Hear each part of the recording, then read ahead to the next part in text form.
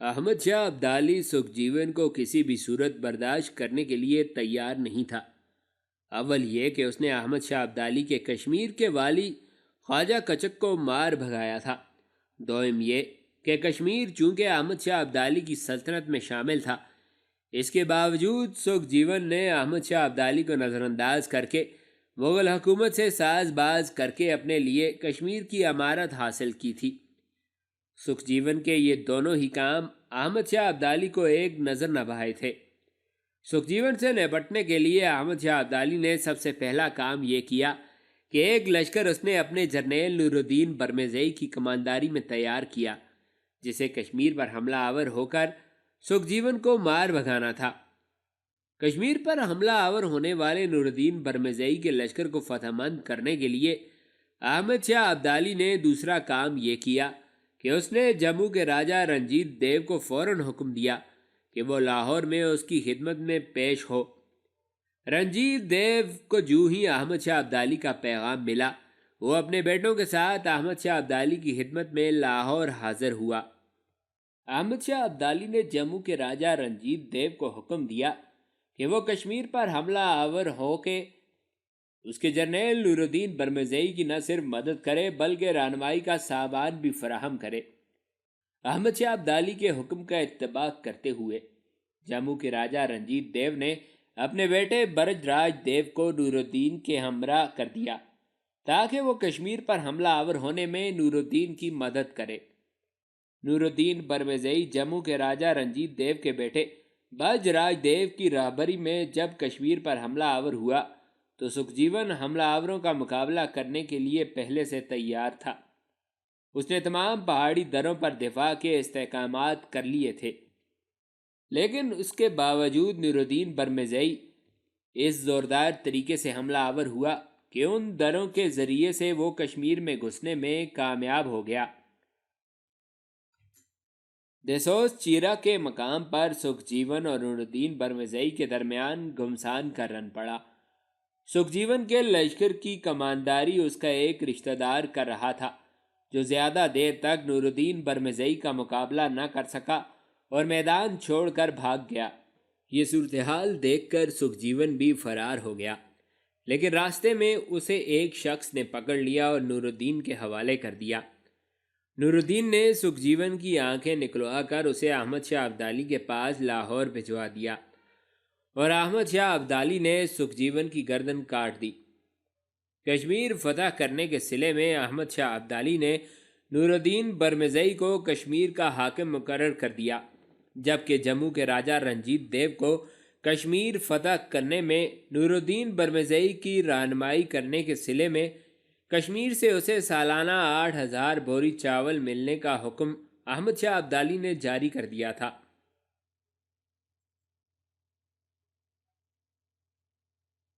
سکھوں کے گزشتہ قتل عام سے سکھوں کے حوصلے پست نہ ہوئے تھے۔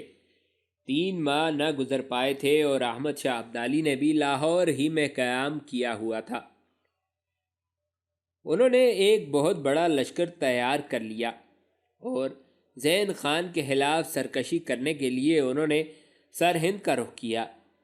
زین خان اپنے لشکر کے ساتھ مقابلے کے لیے نکلا، لیکن سکھوں نے اسے بدترین شکست دی، لہٰذا زین خان بھاگ کر سرہند کے قلعے میں میسور ہو گیا۔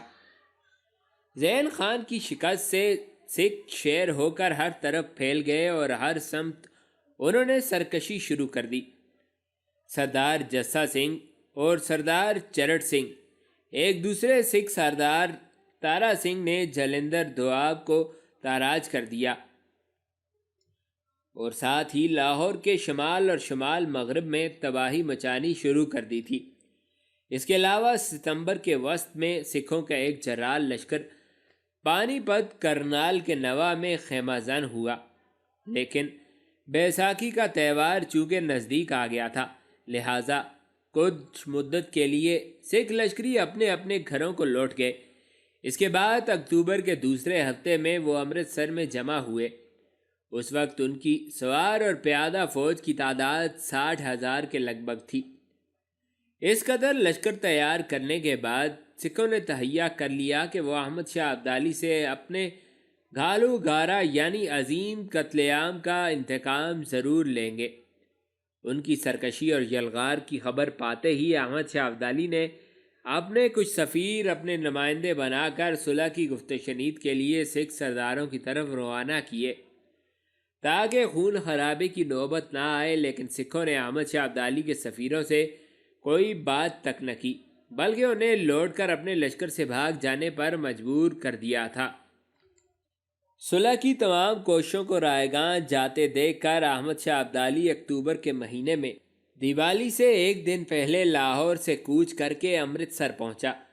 اگلے روز صبح سکھوں کا لشکر سافارہ ہو کر احمد شاہ ابدالی پر حملہ آور ہوا۔ صبح سے لے کر شام تک خونریز جنگ ہوتی رہی اور رات کی تاریکی پڑنے پر بلا کسی فیصلے کے جنگ ختم ہو گئی۔ سکھوں نے اگرچہ اس جنگ میں بہترین شجاعت اور عزم کا اظہار کیا تھا اور خود احمد شاہ ابدالی بھی ان کی شجاعت اور دلیری سے متاثر ہوا تھا، لیکن سکھوں کو یقین تھا کہ امرتسر میں بھی انہیں احمد شاہ ابدالی کے ہاتھوں بدترین شکست ہوگی، لہٰذا کچھ سکھ راتوں رات ہی پناہ لینے کی خاطر لاکھی کے جنگل کی طرف بھاگ گئے۔ احمد شاہ ابدالی بھی اپنی لشکری قوت میں مزید اضافہ کرنے کے لیے امرتسر سے لاہور واپس چلا آیا۔ احمد شاہ ابدالی کے امرتسر سے لاہور چلے آنے کے بعد لاکھی جنگل کی طرف بھاگنے والے سکھ پھر امرتسر میں آ جمع ہوئے۔ اتنی دیر تک احمد شاہ ابدالی بھی اپنے لشکر کی تعداد بڑھانے اور رسد کا وافر سامان مہیا کرنے کے بعد ایک بار پھر اپنے لشکر کو لے کر امرتسر کی طرف بڑھا۔ سکھوں کو جب احمد شاہ ابدالی کے امرتسر کی طرف آنے کی خبریں ملیں تو وہ ایک بار پھر لاکھی کے جنگل میں جا کر روپوش ہو گئے۔ احمد شاہ ابدالی نے لاکھی کے جنگل تک ان کا تعاقب کیا اور اس تعاقب میں جب احمد شاہ ابدالی ماجہ کے علاقے میں شکار کھیل رہا تھا تو سکھوں نے اس پر حملہ کر دیا، لیکن ان کا مقابلہ کرنے کے لیے احمد شاہ ابدالی کا لشکر تیار تھا۔ ماجہ کے علاقے میں سکھوں اور احمد شاہ ابدالی کے درمیان ایک ہولناک اور خونریز جنگ ہوئی، جس میں سکھوں کو شکست ہوئی اور وہ لاکھی کے جنگل کی طرف بھاگ گئے۔ احمد شاہ ابدالی ان کے پیچھے پیچھے ان کا شکار کرتا ہوا لاکھی کے جنگل میں داخل ہوا۔ یہاں بھی اس نے سکھوں پر زوردار حملے کیے۔ ان گنت سکھوں کو اس نے موت کے گھاٹ اتارا، کچھ کو اس نے قیدی بنا لیا۔ اس کے بعد شاید سکھوں میں مقابلے کی سکت نہ رہی تھی اور وہ لاکھی جنگل کے دور دراز علاقوں کی طرف پناہ لینے کی خاطر بھاگ گئے تھے۔ احمد شاہ ابدالی ایک بار پھر سکھوں کی سرکوبی کرنے کے بعد اپنے لشکر کے ساتھ واپس لاہور آ گیا۔ سکھوں کے ساتھ اس جنگ میں احمد شاہ ابدالی اپنے لشکر کا ایک حصہ لاہور میں اپنے پڑاؤ ہی میں چھوڑ گیا تھا اور لشکر میں جس قدر عورتیں بچے تھے وہ بھی اس پڑاؤ میں رکھے گئے تھے۔ لاکھی جنگل سے احمد شاہ ابدالی اپنے لشکر کے ساتھ جب لاہور کے نواح میں اپنے پڑاؤ میں داخل ہوا اور عبداللہ اپنے خیمے کے دروازے پر آیا تو اس نے دیکھا حسین و جمیل پرکشش وینا خیمے کے دروازے پر کھڑی تھی۔ جب عبداللہ خیمے میں داخل ہونے لگا تو وینا اس کی راہ روک کر کھڑی ہوئی اور عبداللہ کو مخاطب کر کے کہنے لگی، خیمے میں داخل ہونے سے پہلے میں آپ کو ایک خوشخبری سناتی ہوں، پر آپ یہ بتائیے کہ وہ خوشخبری سنانے پر آپ مجھے کیا انعام دیں گے؟ اس پر عبداللہ نے بڑے غور سے وینا کی طرف دیکھتے ہوئے کہا، تم خوشخبری سناؤ کیا ہے؟ یہ خیمہ پورے کا پورا تمہارا ہی ہے اور اس کے اندر جس قدر نقدی ہے اس کی بھی تم مالک ہو، پھر تمہیں کیا چاہیے؟ اس پر وینا نے ہار مانتے ہوئے کہا، آپ نے بات ہی ایسی کہہ دی ہے کہ مزید کچھ مانگنے کی اب ضرورت ہی محسوس نہیں ہوتی۔ بہرحال میں آپ کو یہ خوشخبری سناؤں کہ آپ کے ہاں بیٹا ہوا ہے۔ میں اور کامنی دونوں بہنوں نے اس کا نام آپ کی آمد سے پہلے ہی بیرم خان رکھ دیا ہے۔ مجھے امید ہے کہ آپ اس نام کو پسند کریں گے، اس لیے کہ یہ آپ کے مرنے والے باپ کا نام ہے۔ یہ ایک خوشخبری ہے۔ اور شاہ پسند، دوسری خوشخبری یہ ہے کہ میں نے سچے دل سے اسلام قبول کر لیا ہے۔ اب میں آپ اور کامنی کی طرح مسلمان ہوں اور خدائے واحد کی بندگی اور عبادت کرنے والی ہوں۔ اس پر عبداللہ کو وینا کے اس انکشاف پر ایسا والہانہ پیار آیا کہ اس نے آگے بڑھ کر وینا کی پیشانی چوم لی اور کہنے لگا، وینا تو نے مجھے 2 خوشخبریاں دے کر میری تھکاوٹ ہی نہیں رفع کر دی، بلکہ مجھے ایسی خوشیاں دی ہیں جن کی کوئی انتہا، جن کا کوئی انت نہیں۔ وینا پھر بڑے پیارے انداز اور نرم لہجے میں کہنے لگی، اب آپ باہر کیوں کھڑے ہیں؟ اندر آ جائیں۔ اندر آنا آپ کے لیے منع تو نہیں ہے۔ عبداللہ مسکراتا ہوا اندر داخل ہوا۔ اندر خیمے کے ایک کونے میں قالین کے اوپر 2-3 توشک نیچے اوپر بچھائے گئے تھے اور ان کے اوپر کامنی لیٹی ہوئی تھی۔ اس کے سامنے اس کا بچہ تھا۔ ان کے قریب ہی عبداللہ کے چچا زاد بھائی قاسم کی بیوی ارزون بیٹھی ہوئی تھی۔ عبداللہ جو ہی اس طرف آیا، ارزون اپنی جگہ سے اٹھ کھڑی ہوئی اور عبداللہ کی طرف دیکھتے ہوئے کہنے لگی، عبداللہ میرے بھائی، میں آپ کو بیٹے کی پیدائش پر مبارکباد دیتی ہوں۔ عبداللہ جواب میں کچھ کہنے ہی والا تھا کہ خیمے میں اس کا چچا زاد بھائی قاسم خان اپنے بیٹے کی انگلی پکڑ کر داخل ہوا۔ عبداللہ نے پہلے جھک کر قاسم کے بیٹے کو پیار کیا، پھر قاسم نے عبداللہ کو گلے لگاتے ہوئے اس کی پیشانی اور اس کے گال چومے۔ پھر وہ اس کے کان میں کہنے لگا، عبداللہ میرے بھائی، میرے عزیز، میں تمہیں بیٹے کی پیدائش پر مبارکباد دیتا ہوں۔ بیٹے کا نام تمہاری غیر موجودگی میں ہی بیرم خان رکھ دیا گیا ہے۔ میرے خیال میں تمہیں اس پر کوئی اعتراض نہیں ہوگا۔ اس پر عبداللہ اپنے سامنے لیٹی ہوئی کامنی کی آنکھوں میں آنکھیں ڈالتے ہوئے کہنے لگا، اس سے بہتر، اس سے اچھا نام میرے لیے کیا ہو سکتا ہے؟ مجھے فخر ہے کہ میرے بیٹے کا نام بیرم خان رکھا گیا ہے۔ عبداللہ جب خاموش ہوا تو ہاتھ کے اشارے سے کامنی نے وینا کو پاس بلایا۔ وینا جب اس کے پاس جا کر بیٹھ گئی اور اپنا کان کامنی کے منہ کے پاس لے گئی، کامنی بڑی رازداری میں وینا کو مخاطب کر کے کہنے لگی، دیکھ وینا، پہلے شاہ بسنت کے غسل کا بندوبست کرو، ان کا لباس تبدیل کراؤ اور انہیں کھانا دو، پھر انہیں ساتھ لے کر میرے پاس آ کر بیٹھو۔ وینا بلا جھجک آگے بڑھی اور عبداللہ کا بازو پکڑتے ہوئے کہا، آپ میرے ساتھ آئیے، پہلے غسل کیجئے، لباس تبدیل کیجئے، پھر میں آپ کو کھانا دیتی ہوں۔ عبداللہ چپ چاپ وینا کے ساتھ ہو لیا۔ پہلے اس نے غسل کیا، پھر عبداللہ نے لباس تبدیل کیا، اس کے بعد وینا نے اسے کھانا دیا، پھر وہ سب کامنی کے ساتھ بیٹھ کر خوشی خوشی آپس میں باتیں کرنے لگے تھے۔ عین اس موقع پر درویش عبید اللہ خیمے میں داخل ہوا۔ پہلے وہ عبداللہ سے بغلگیر ہو کر ملا، پھر اسے بیٹے کی مبارکباد دی، پھر وہ ان کے قریب ہی بیٹھ گیا اور عبداللہ کو مخاطب کر کے کہنے لگا، عبداللہ میرے بیٹے، جہاں تمہیں بیٹے کی پیدائش کی خوشخبری ملی ہے، وہاں میں تمہارے لیے ایک اور خوشخبری لے کر آیا ہوں۔ اس پر عبداللہ نے چونک کر درویش عبید اللہ کی طرف دیکھا اور پوچھا، کیسی خوشخبری؟ جواب میں درویش عبید اللہ کہنے لگا، میں نے تمہارے دوسرے بدترین دشمن کابل کے سابق گورنر نصیر خان کو تلاش کر لیا ہے۔ اس پر عبداللہ نے بڑی بے چینی، بڑی بیتابی میں درویش عبید اللہ کی طرف دیکھتے ہوئے پوچھا، وہ اس وقت کہاں ہے کہ میں اس پر حملہ آور ہو کر اسے ٹھکانے لگا سکوں؟ اس پر درویش عبید اللہ بولا اور کہنے لگا، دیکھ عبداللہ، میں نے جو آدمی اس کی تلاش میں بھیجے تھے وہ لوٹ آئے ہیں۔ ان کا کہنا ہے کہ گجرات شہر کے کابلی گیٹ سے جب اندر داخل ہو تو سامنے ایک اونچی اور کافی بلند سطح مرتفع آتی ہے۔ پرانے لوگوں کا کہنا ہے کہ یہاں کبھی کوئی قدیم شہر تباہ و برباد ہوا تھا۔ جہاں پر اونچان شروع ہوتی ہے اس سے کچھ آگے اونچائی پر جائیں تو دائیں ہاتھ پر ایک قلعہ نما مکان آتا ہے۔ یہ مکان ایک ایسے شخص کا ہے جس پر نصیر خان ماضی میں بہت احسانات کرتا رہا ہے، لہٰذا نصیر خان اسی مکان میں گوشہ نشینی کی زندگی بسر کر رہا ہے۔ چونکہ پنجاب کے چند ضلعوں کا مالیہ نصیر خان کے ذمہ تھا، لہٰذا اس سے اس نے کروڑوں روپیہ کمایا ہے۔ اس کی مالی حالت بہت اچھی ہے، جس کی بنا پر اس نے اپنی حفاظت کے لیے ایک دستہ مسلح سپاہیوں کا رکھا ہوا ہے۔ یہ محافظ اس مکان کی دیواروں اور چھتوں پر بنے ہوئے برجوں میں ہم وقت نصیر خان کی حفاظت کے لیے پہرا دیتے رہتے ہیں۔ لہٰذا عبداللہ میرے بیٹے، نصیر خان کو سوچ سمجھ کر ہاتھ ڈالنا۔ اور ہاں عبداللہ میرے بیٹے، نصیر خان کا پتہ لگانے والے میرے آدمی یہ بھی کہہ رہے تھے کہ گجرات کے کابلی گیٹ سے باہر ایک سرائے ہے اور اس سرائے کا نام ہی کابلی سرائے ہے۔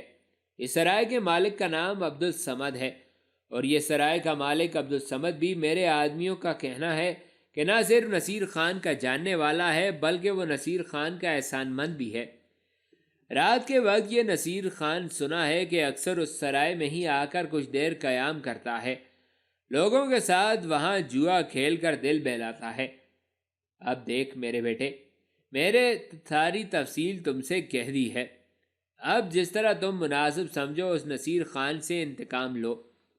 اور ہاں، اس سارے معاملے کی خبر میں احمد شاہ ابدالی کو بھی کر چکا ہوں، لہٰذا احمد شاہ ابدالی نے تمہیں اپنے خیمے میں طلب کیا ہے۔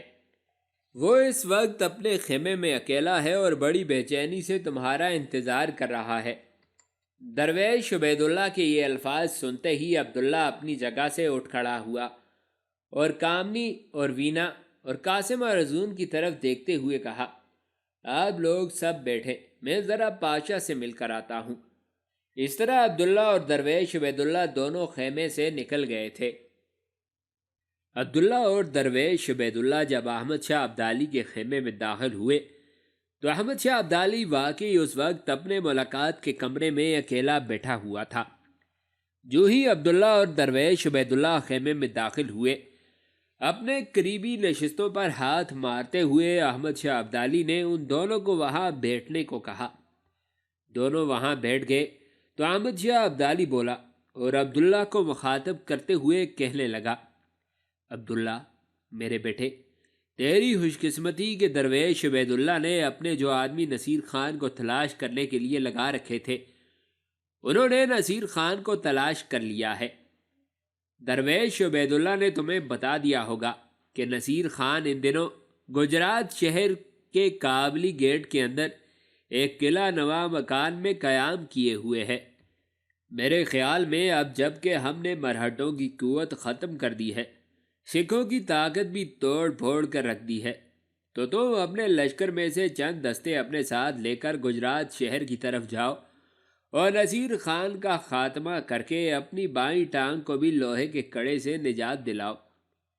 یہاں تک کہنے کے بعد احمد شاہ ابدالی تھوڑی دیر کے لیے رکا، پھر وہ اپنا سلسلہ کلام جاری رکھتے ہوئے کہہ رہا تھا، دیکھ شاہ پسند میرے بیٹے، اس بار یہ ضد نہ کرنا کہ نصیر خان کا خاتمہ کرنے کے لیے تم اکیلے ہی جاؤ گے، جس طرح تم ہرات کے سابق حکمران امیر خان کا خاتمہ کرنے کے لیے چلے گئے تھے۔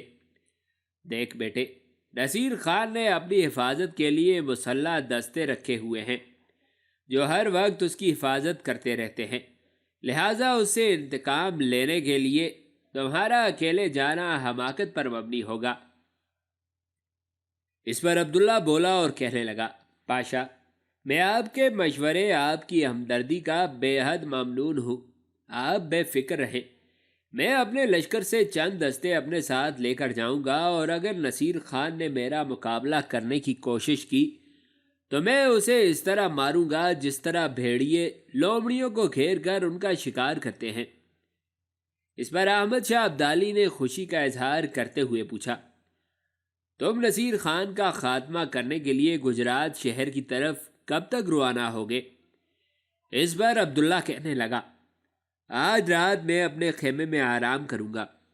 اس پر احمد شاہ ابدالی فوراً اس کی بات کاٹتے ہوئے کہنے لگا، ہاں عبداللہ میرے بیٹے، مجھے تو یہ خیال ہی نہ رہا کہ تمہیں خداوند قدوس نے ایک فرزند دیا ہے۔ میں تمہیں بیٹے کی پیدائش پر مبارکباد دیتا ہوں، میری طرف سے میری بیٹی کامنی کو بھی مبارکباد دینا۔ ہاں، تم کہہ رہے تھے کہ آج رات تم خیمے میں آرام کرو گے۔ اس پر عبداللہ بولا، پاشا، آج کی شام میں اپنے بیٹے اور کامنی کے ساتھ گزاروں گا، اور اگلے روز میں صبح ہی صبح اپنے چند دستوں کو لے کر گجرات شہر کی طرف کوچ کر جاؤں گا۔ درویش عبید اللہ بھی میرے ساتھ جائیں گے، کیونکہ یہ نصیر خان کو اس کی شکل سے پہچانتے ہیں، لہٰذا مجھے اس کا خاتمہ کرنے میں آسانی رہے گی۔ اس پر احمد شاہ ابدالی اپنی خوشی، اپنے اطمینان کا اظہار کرتے ہوئے کہنے لگا، سنو میرے بیٹے، تمہیں آج ضرور اپنے خیمے میں اپنی بیوی اور بچے کے ساتھ پرسکون رات گزارنی چاہیے، اور اگلے روز تم اپنے چند محافظ دستے لے کر گجرات کی طرف روانہ ہو جاؤ۔ یہ ایک معاملہ تو طے ہوا، اب مجھے تمہارے ساتھ دوسرا معاملہ بھی طے کرنا ہے۔ اس پر عبداللہ نے چونک کر پاشا کی طرف دیکھا اور کسی قدر پریشان لہجے میں پوچھا، دوسرا معاملہ کون سا ہے پاشا؟ احمد شاہ ابدالی نے مسکراتے ہوئے کہا، دوسرا معاملہ وینا کا معاملہ ہے میرے بیٹے۔ وینا یعنی کامنی کی چچا زاد بہن، جس نے تمہارے اور کامنی کے ساتھ تمہارے خیمے میں قیام کر رکھا ہے۔ میں نے سنا ہے وینا سچے دل سے مسلمان ہو چکی ہے اور وہ تمہیں پسند بھی کرتی ہے۔ دیکھو بیٹے، جب وہ تمہیں پسند کرتی ہے تو میں تمہیں مشورہ دیتا ہوں کہ تم وینا سے شادی کر لو۔ اس پر عبداللہ گردن جھکاتے ہوئے کہنے لگا، پاشا آپ کا اندازہ درست ہے، وینا واقعی اسلام قبول کر چکی ہے اور اس نے اپنے آپ کو واقعی اس جہد میں ڈھال لیا ہے کہ میں اسے اپنی زندگی کا ساتھی بنا لوں۔ پاشا میں آپ کے مشورے کے مطابق عنقریب وینا سے شادی کر لوں گا۔ عبداللہ کا یہ جواب سن کر احمد شاہ ابدالی اور درویش عبید اللہ دونوں کے چہروں پر بے پایاں مسکراہٹ پھیل گئی تھی۔ پھر احمد شاہ ابدالی فیصلہ کن انداز میں بولا اور کہنے لگا، بیٹے بس میں انہی موضوعات پر تمہارے ساتھ گفتگو کرنا چاہتا تھا۔ اب تم جاؤ اپنے خیمے میں جا کر آرام کرو۔ اس کے ساتھ ہی عبداللہ اور درویش عبید اللہ بھی احمد شاہ ابدالی کے خیمے سے نکل گئے تھے۔ عبداللہ اور درویش عبید اللہ دونوں ایک ساتھ خیمے میں داخل ہوئے۔ قاسم ارزون ان کا بیٹا اور وینا اسی طرح کامنی کے گرد بیٹھے گفتگو کرتے ہوئے اس کا دل بہلا رہے تھے۔ عبداللہ بھی ان کے پاس جا کر بیٹھ گیا، جبکہ درویش عبید اللہ نے وینا کو مخاطب کرتے ہوئے کہا، وینا میری بیٹی، کھانے کو کچھ مل سکتا ہے؟ بھوک لگی ہے۔ اس پر وینا نے بڑی نرمی سے کہا، عبید اللہ آپ اس قدر عاجزی اور انکساری سے کیوں گفتگو کرتے ہیں؟ آپ میرے ساتھ آئیں، میں آپ کو کھانا دیتی ہوں۔ درویش عبید اللہ چپ چاپ وینا کے ساتھ ہو لیا۔ خیمے کے ایک کونے میں لے جا کر وینا نے عبید اللہ کے سامنے کھانا رکھ دیا۔ جب وہ وہاں سے ہٹنے لگی تو درویش عبید اللہ نے ہاتھ کے اشارے سے اسے اپنے سامنے بیٹھنے کو کہا۔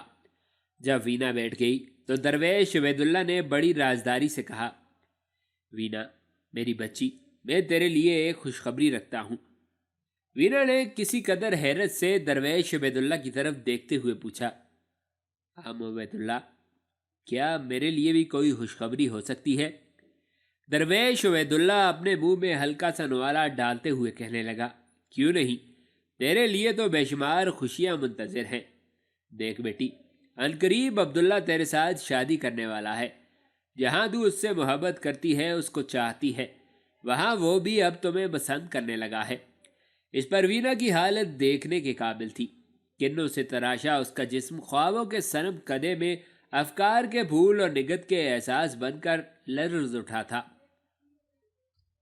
تھوڑی دیر تک وینا بڑے غور سے درویش عبید اللہ کی طرف دیکھتی رہی، پھر وہ اپنی میٹھی آواز میں کہنے لگی، عبید اللہ آپ نے مجھے یہ خبر سنا کر میری زندگی کی بہت بڑی خوشخبری دی ہے۔ عبید اللہ یہ خبر سن کر کہ شاہ پسند مجھے چاہتے ہیں، مجھے اس قدر خوشیاں نصیب ہوئی ہیں، جتنے بن میں پھول، جتنی ساگر کی لہریں، جتنی افراد کی خواہشیں۔ عبید اللہ اس کے لیے میں آپ کی تہہ دل سے مشکور ہوں۔ اس پر درویش عبید اللہ مسکراتے ہوئے کہنے لگا، وینا میری بیٹی، اس کے لیے تمہیں میرا شکر گزار ہونے کی ضرورت نہیں۔ شکر گزار تو تمہیں عبداللہ کا ہونا چاہیے، جس نے احمد شاہ ابدالی کے سامنے اقرار کیا کہ عنقریب وہ وینا سے شادی کرے گا۔ احمد شاہ ابدالی نے میرے سامنے عبداللہ سے کہا تھا کہ وینا بہت اچھی اور خوبصورت لڑکی ہے، شاہ پسند وہ تمہیں چاہتی بھی ہے، تم سے محبت بھی کرتی ہے۔ اس پر شاہ پسند کہنے لگا، پاشا میں جانتا ہوں وہ لڑکی مسلمان ہو چکی ہے، اور میں آپ کو یقین دلاتا ہوں کہ میں عنقریب اس سے شادی کر لوں گا۔ وینا میری بیٹی، تیری زندگی میں اس سے بڑھ کر میں سمجھتا ہوں کوئی خوشی ہو ہی نہیں سکتی۔ وینا بے پناہ خوشی کا اظہار کرتے ہوئے کہنے لگی، عبید اللہ آپ ٹھیک کہتے ہیں، آج میری خوشیوں کا کوئی ٹھکانہ، کوئی انتہا نہیں۔ پھر وہ دونوں خاموش ہو گئے۔ جب عبیداللہ نے کھانا کھا لیا تو وینا برتن اٹھا کر ایک طرف رکھ آئی۔ پھر وہ دونوں اٹھ کر کامنی کے نزدیک بیٹھ کر ان کی گفتگو میں شامل ہو گئے تھے۔ دوسرے روز عبداللہ اپنے چند محافظ دستوں کو لے کر لاہور سے تاجروں کے بھیس میں گجرات شہر کی طرف روانہ ہو گیا۔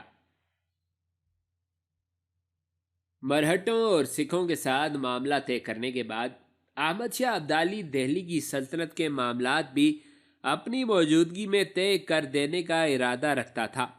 اس مقصد کے لیے اس نے مغل شہنشاہ دہلی کے سپہ سالار نجیب الدولہ اور نئے شہنشاہ شاہ عالم ثانی کے نمائندوں کو لاہور طلب کیا۔